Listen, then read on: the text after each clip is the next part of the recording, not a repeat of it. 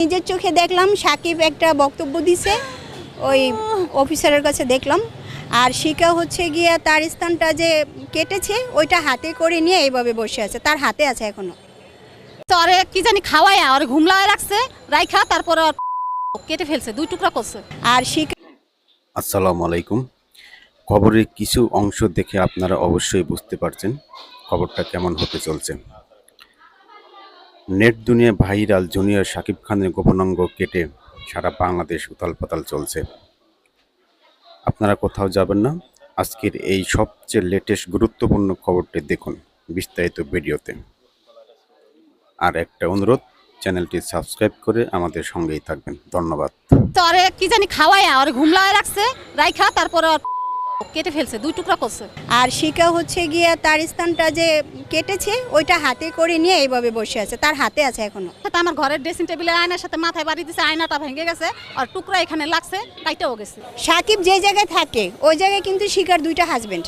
ও যে 5 লাখ টাকা চাইছে, আমার যদি সেরকম তৈফক থাকতো আমি অনেক আগেই ওরে ছাড়াই দিতাম, আমার ছেলেরে বাঁচাই দিতাম। যেই স্বামী আমার সন্তানের সাথে এমন করবে সেই স্বামীর সাথে তো আমি কোনোদিনও মুখ দিয়ে কথাই বলবো না। তো সেই স্বামীর সাথে সে সংসার করে কিভাবে? 1 লাখ টাকা কাবিন করছে, পরে আবার প্ল্যানিং করে ওরে আবার 5 লাখ টাকা কাবিন দিছে। তো ওর মনের ভিতরে প্ল্যানিং ছিল মনে হয় যে ওরে জেলখানা থেকে কিছুদিন আগে ছাড়াই আনছে, ওর হয়তো প্ল্যানিং ছিল যে ওরে আইনা যেভাবে ও কলে কৌশলে ওরে ওর জীবন নষ্ট করে দিবে, লাইফটা বরবাদ করে। ওর সাথে কি হয়েছে, ওরে কি জানি খাওয়ায় আর ঘুমলায় রাখছে, রাইখা তারপরে কেটে ফেলছে, দুই টুকরা করছে। জানতে পারছে কিভাবে? আমার ছেলে ওই অবস্থায় আমার ছেলে পুলিশ ফাঁড়িতে যায়া দৌড়ে যায়া পৌঁছাইছে। পৌঁছানোর পরে পুলিশরা যায়া ওটার ভিতরে পুলিশে যায়া ওইটা উদ্ধার করে আনছে, ওই যে পরবর্তী ওই অংশটা উদ্ধার করে আনছে আর শিখারে ধইরা নিয়ে যে ইসে রাখছে, থানায় দিয়ে রাখছে।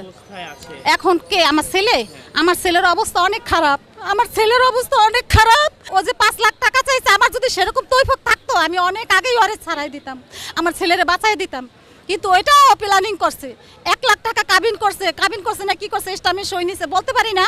পরে আবার প্ল্যানিং করে ওরে ব্ল্যাকমেল করে আবার 5 লাখ টাকা কাবিন দিছে।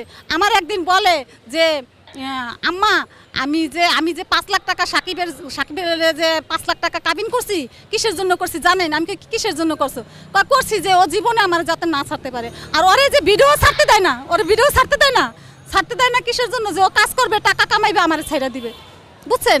এই কারণে ওরে টাকাও কামাইতে দেয় না, আর ভিডিও ছাড়তে দেয় না। ওটা কোনো বিয়া না, ওটা হলো শিখার প্ল্যানিং করা।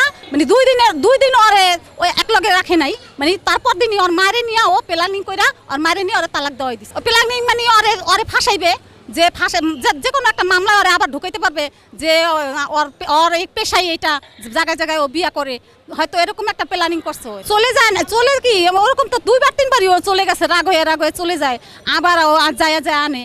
বা আমার দেশে যে অনেক হামলা করছিল, কিছুদিন আগে ভিডিও দেখছেন, দেশে যে হামলা করছিল। কি করেছিল আসলে? কে? শিখা অনেক হামতাম করছিল, নিজের ড্রেসিং টেবিলের আয়নার সাথে, আমার ঘরের ড্রেসিং টেবিলের আয়নার সাথে মাথায় বাড়ি দিছে, আয়নাটা ভেঙে গেছে আর টুকরা এখানে লাগছে, কাইটাও গেছে। আমার দেশের মানুষ সবাই জানে, চেয়ারম্যান মেম্বার সবাই জানে এগুলা। তারপরে মনে করেন এগুলো আমরা যেভাবে হোক মিটমাট করছি। ওই ঢাকা আবার চলে আসছে, ওর স্বামী গেছিলো, ওর স্বামীরও মিটমাট করে ওইখান থেকে পাঠাই দিছে, আমাদের গ্রামের মেয়ে পাঠাই দিছে। পরে সেটা তো গেছেই। মূলত সাকিব হচ্ছে গিয়ে আমার আগে অনেকগুলো কাজ করার সুবাদে তার সাথে আমার ভালো পরিচিত। আন্টির সাথে আমার কয়েকবার কথা হওয়ার পরে একটা ভালো ছেলেটা হচ্ছে কাজবাজ করে ভালোই। হঠাৎ করে একদিন আমাকে বলল যে আপা আমার একটা ঝামেলা হয়ে গেছে। আমি বলছি কী ঝামেলা হয়েছে? একটা মেয়ে আমার নামে মামলা দিছে, আমার এই পুলিশ দিয়ে এখন ধরাবে, তার যে 2টা হাজব্যান্ড আছে আমি জানি না, এখন আমাকে তারা মারধর করতেছে। পরে আমি বলছি এখন তুমি থানায় গিয়ে আশ্রয় নাও। তখন ও থানায় গিয়ে আশ্রয় নিছে। নেওয়ার পরে পরবর্তীতে তো আমরা ঘটনাগুলো আপনারা ইতিমধ্যে সবাই জানতে পারছেন যে এই সমস্যাগুলো। তারপরে আমি ওরে বললাম সাকিব ঠিক আছে, বিয়ে যদি হয়ে থাকে তাহলে তোমরা সংসার করো। আর শিখাকেও বলছি, শিখাও আমারে ফোন দিছে, শিখা অনেকবার কথা বলছে যে আপু আমি ওরে ভালোবাসি আমি বলছি যদি ভালোবাসার উপরে তো আর কিছু নাই, ভালোই বাসো, অন্য কোনো ঝামেলা তোমরা জড়াইও না। পরবর্তীতে জানতে পারলাম আসলে ওরা বিয়ে করে নাই, ওরা একটা প্ল্যানিং করছিল ব্যবসা করবে, মিডিয়াতে 2জন কাজ করবে, সেই জন্য তারা একটা স্টাম্প করেছিল। ওই স্টাম্পে একটা পর্যায়ে লেখছে যে তারা বিয়ে করছে, যখন নাকি সাকিবের ক্যামেরাটা ওর ছেলে মেয়ে ভেঙে ফেলছে। শিখার ছেলে মেয়ে ক্যামেরা ভাঙা ফেলেছে, ভাঙার কারণে এখন সাকিব চাচ্ছে অন্য জায়গায় গিয়ে কাজ করবে, কারণ তার তো ফ্যামিলি আছে, ফ্যামিলি চালাতে হবে। এখন শিখা বলতেছে যে না, অন্য জায়গায় গিয়ে কাজ করতে পারবে না। এই তাদের সাথে একটা দ্বন্দ্ব শুরু হয় নাকি, কারণ লোভ এমন একটা জিনিস, ও লোভ করছিল। ওকে আমি বারবার বলছি ভাইয়া তুমি কাজ করো, কাজ করলে তুমি ক্যামেরা অনেক কিনতে পারবা, কিন্তু কারো অধীনে থেকে কেউ তোমাকে ক্যামেরা দিবে, সেই ক্যামেরার জন্য তুমি এইভাবে নিজেকে মানে বিসর্জন দিয়ে দিতেছো, এটার জন্য তুমি যেও না। ওরা আমি অনেক বুঝাইছি। আর এক মিনিট বুঝানোর পরে তারপরে হচ্ছে গিয়ে লাস্টে দেখা গেছে কী হলো, আস্তে আস্তে তার হাজবেন্ড বের হইলো, অনেকগুলো এই ঝামেলা হইলো, ওই ঝামেলা হইলো। তারপরে আবার পরবর্তীতে শুনলাম শিখা ওরে জেলে দিয়ে দিল। তারপরে আবার আমার কাজ শিখে আবার আমাকে ফোন দিছে, আপু সাকিব তো জেলে চলে গেছে, আমার কাছে টাকা নাই, এখন আমার তো চলতে হবে। পরে আমি আবার শিখারে দিয়ে আমার কিছু কাজ করাইছি, আর অন্য মানুষের কাজ করছে, অনেক কাজ বাজ করছে। তখন শিখা আমাকে বলছে যে আপু এখন আমি কী করা যায়, মানে সমস্যাটা কি? সমস্যা হচ্ছে সাকিবের চরিত্র খারাপ। আমি বলছি ভাই আগে তো অনেক কাজ করছে, এমন তো চরিত্র খারাপ দেখি নেই, এখন ওর চরিত্র খারাপ কীভাবে হয়ে গেল? তারপর আমি বললাম দেখো তুমি ওর হাজবেন্ড, তুমি ওকে কিছু শর্ত দাও, শর্ত দিয়ে তোমরা একসাথে মিটমাট করে নাও, কারণ যেই সমস্যা দুজনে মিলে সমাধান না করতে পারলে পৃথিবীর কেউ করতে পারবে না। তারপরে সে কিন্তু জেল থেকে নিয়ে আসে। পরে আমি জানতে পারলাম যে ওই যে একটা বিয়ের বিষয় যে ছিল, কারণ একটা দুনিয়ার মানুষ সবাই জেনে গেছে জুনিয়র সাকিব বিয়ে করছে, কোনো মেয়ে তো জেনে শুনে একটা বিবাহিত ছেলেকে বিয়ে করবে না, তাই না?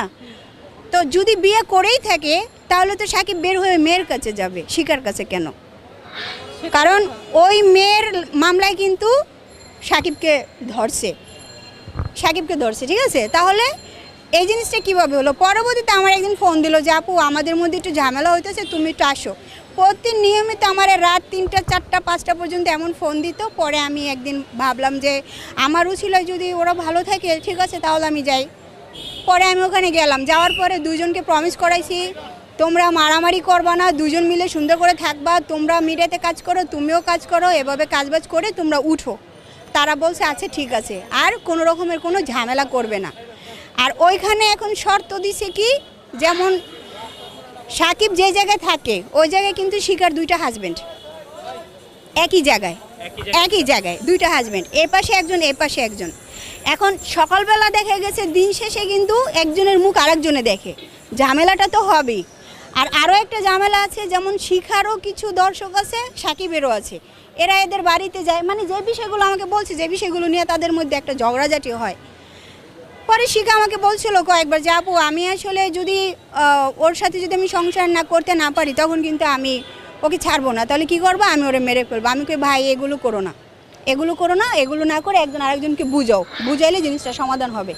তারপরে যাই হোক আমি গিয়ে দুজনকে ভালো করে সমাধান করে দিলাম। পরশু দিনও তাদের সাথে আমার কথা হয়েছে রাতে, কী হয়েছে আপু ইমরান আসছে ভিডিও করতেছে, সাথে কয়েকটা মেয়ে আসছে। পরে আমি বললাম তো মেয়ে আসে তো কী হয়েছে, তোমরাও কাজ করো, তোমরাও উঠো।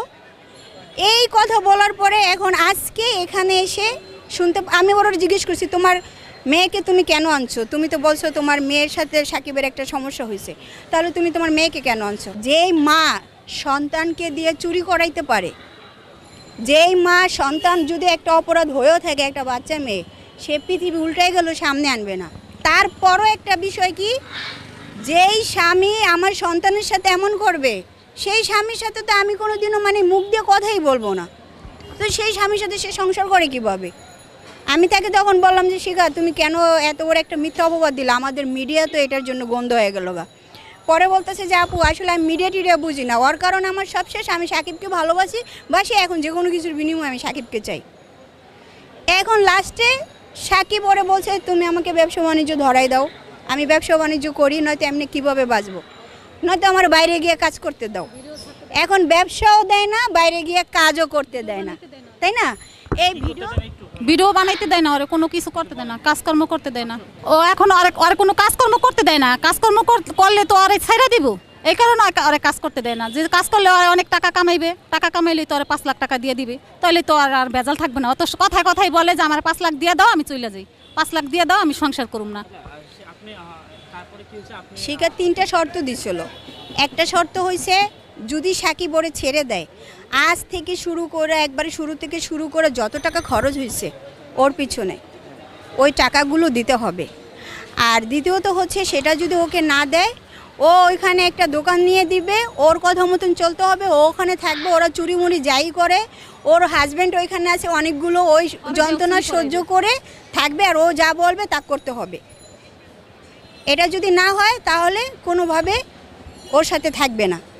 আমি সকালবেলা ঘুমের থেকে উঠে দেখি যে আন্টি আর হচ্ছে সাকিবের ভাই আমাকে অনেকবার ফোন দিছে, প্রায় অনেকগুলো, প্রায় 100-র মতন ফোন। আমি ভয় পেয়ে গেছি, কিরে এতগুলো ফোন কেন? পরে ফোন ব্যাক করলাম, পরে ও কেঁদে দিল যে আপু আমার তো ভাইয়ার অবস্থা খারাপ, তুমি একটু আসো। পরে আমি এখানে আসলাম। কি জানিয়েছে একটু আপনাদের? আমি নিজের চোখে দেখলাম সাকিব একটা বক্তব্য দিছে ওই অফিসারের কাছে দেখলাম, আর শিকা হচ্ছে গিয়ে তার স্থানটা যে কেটেছে ওইটা হাতে করে নিয়ে এইভাবে বসে আছে, তার হাতে আছে এখনো, মানে এখনো দেয় নাই, ওইটা সাকিবের হাতে, শিকার হাতে আছে। না, নিয়ে আসছে। পরবর্তীতে মনে হয় আনছি কিনা জানি না, এখন হয়তো অপারেশনের জন্য আনছি কিনা আমি এটা জানি না, হয়তো আনতে পারে, কারণ আমি ভিডিওতে যেটা আর কি দেখেছি। এখন সাকিব আবার বলছে যে আমাকে নেশা করাইছে, নেশা করানোর পরে আমি উঠে দেখি যে আমার এই অবস্থা। আর কে কে ছিল ওইখানের এলাকার লোকজন নাকি কেউ এসে ধরেও নাই ওরে, মানে ও চিকরাইছে, কান্নাকাটি করছে। নিরিবিলি জায়গা না, পাশে তো মানুষ আছে, কিন্তু কেউ, ও ডাকছে, অনেকের ডাকছে, ওর আর এক হাজব্যান্ড যা আছে, যারা আছে, ওর ছেলে মেয়েও বাসায় আছে, কিন্তু তারা কেউ আসে নাই। আর ওর পুলিশে যদি 8-10 মিনিট পর যেত, মানে ওর রক্ত যেতে যেতে ওরে বাঁচানো যেত না। পুলিশ আর কি এইভাবে কথাগুলো বলে যে পুলিশ আছে, আপনারা শুনে নেন, ওই যে অফিস